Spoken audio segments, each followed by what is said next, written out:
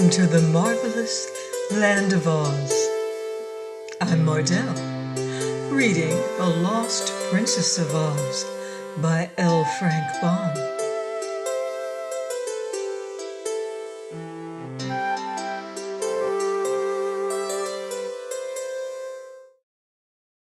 Chapter 13.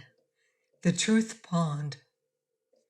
It seems a long time since we have heard anything of the Frogman and Cake the Cookie Cook, who had left the Yip country in search of the diamond-studded gold dishpan, which had been mysteriously stolen the same night that Ozma had disappeared from the Emerald City. But you must remember that while the Frogman and the Cookie Cook were preparing to descend from their mountaintop, and even while on their way to the farmhouse of Wiljon the Winky, Dorothy and the Wizard and their friends were encountering the adventures we have just related. So it was that on the very morning when the travelers from the Emerald City bade farewell to the Czarover of the city of Herku, Cake and the Frogman awoke in a grove in which they had passed the night sleeping on beds of leaves. There were plenty of farmhouses in the neighborhood, but no one seemed to welcome the puffy, haughty Frogman or the little dried-up Cookie Cook, and so they slept comfortably enough underneath the trees of the grove. The Frogman wakened first on this morning, and after going to the tree where Cake slept and finding her still wrapped in slumber, he decided to take a little walk and seek some breakfast. Coming to the edge of the grove, he observed half a mile away a pretty yellow house that was surrounded by a yellow picket fence. So he walked toward this house, and on entering the yard, found a Winky woman picking up sticks with which to build a fire to cook her morning meal. "For goodness sakes!" she exclaimed on seeing the Frogman. "What are you doing out of your frog pond?" "I am traveling in search of a jeweled gold dishpan, my good woman," he replied with an air of great dignity. "Well, you won't find it here then," said she. "Our dishpans are tin, and they're good enough for anybody. So go back to your pond and leave me alone." She spoke rather crossly and with a lack of respect that greatly annoyed the Frogman.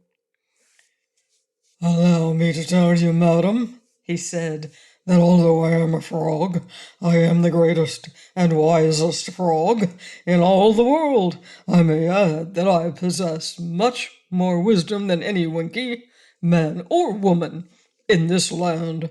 Wherever I go, people fall on their knees before me and render homage to the great Frogman. No one else knows so much as I. No one else is so grand, so magnificent."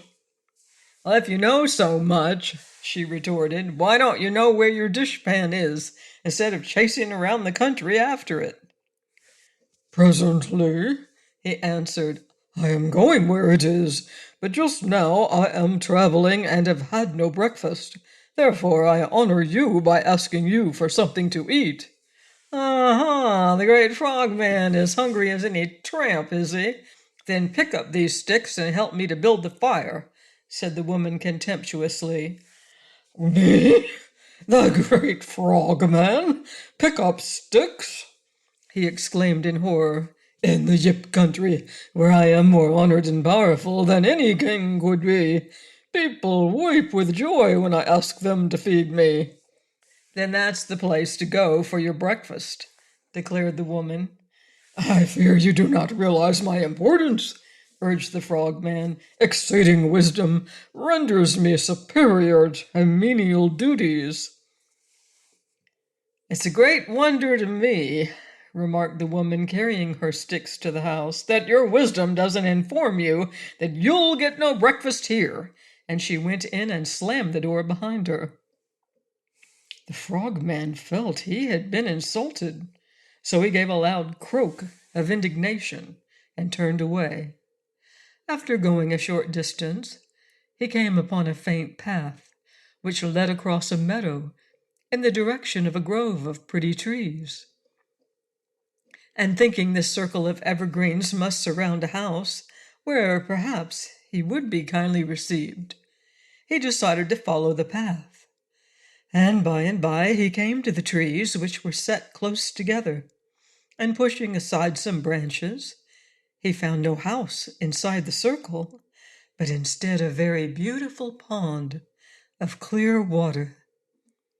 Now the Frogman, although he was so big and so well educated, and now aped the ways and customs of human beings, was still a frog.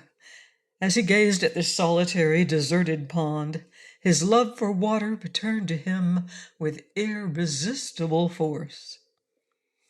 "If I cannot get a breakfast, I may at least have a fine swim," said he, and pushing his way between the trees, he reached the bank. There he took off his fine clothing, laying his shiny purple hat and his gold-headed cane beside it. A moment later he sprang with one leap into the water and dived to the very bottom of the pond.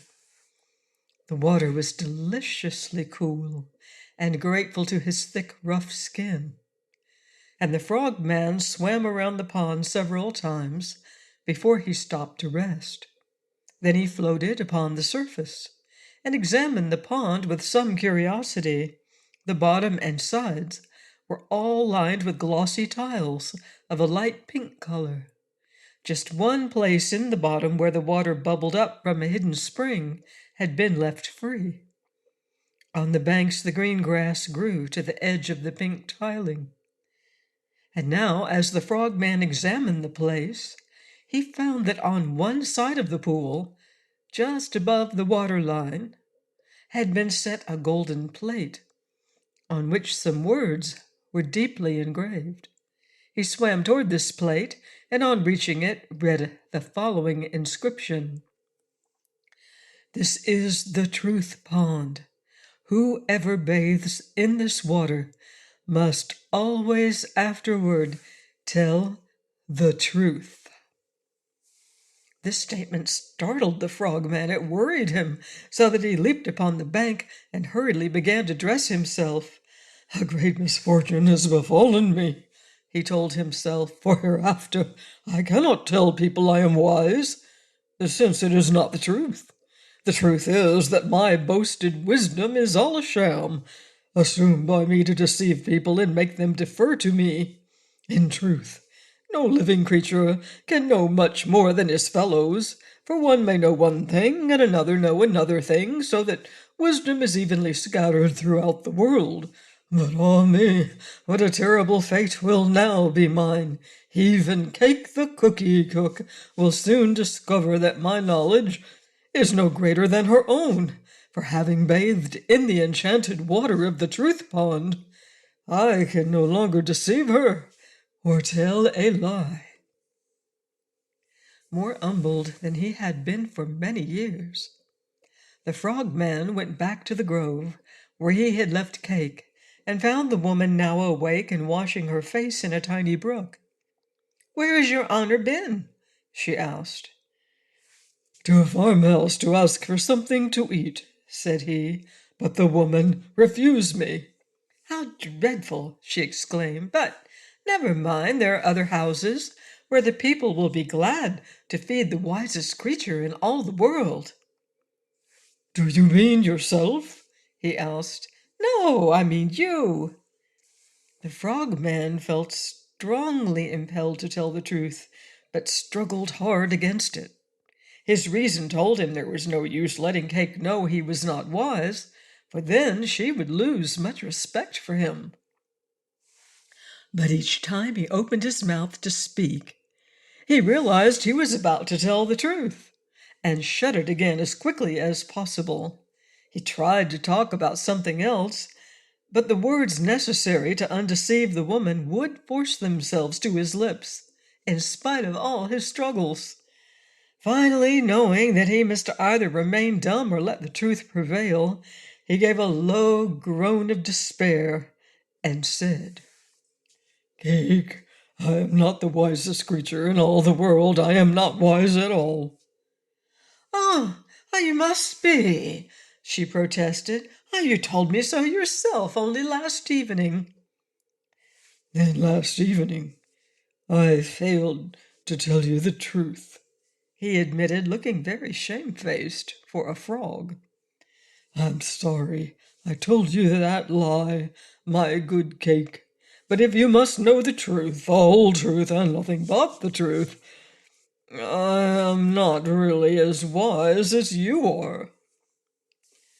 The cookie cook was greatly shocked to hear this, for it shattered one of her most pleasing illusions. She looked at the gorgeously dressed frogman in amazement. What has caused you to change your mind so suddenly? She inquired. I have bathed in the truth pond, he said, and whoever bathes in that water is ever afterward obliged to tell the truth. You were foolish to do that, declared the woman.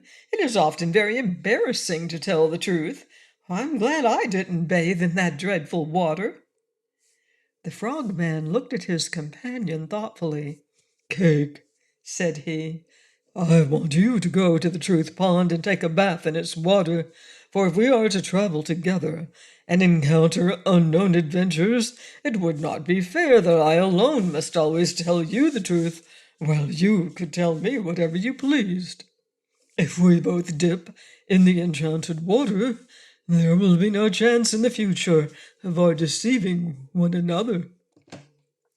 No, she asserted, shaking her head positively. I won't do it, Your Honor.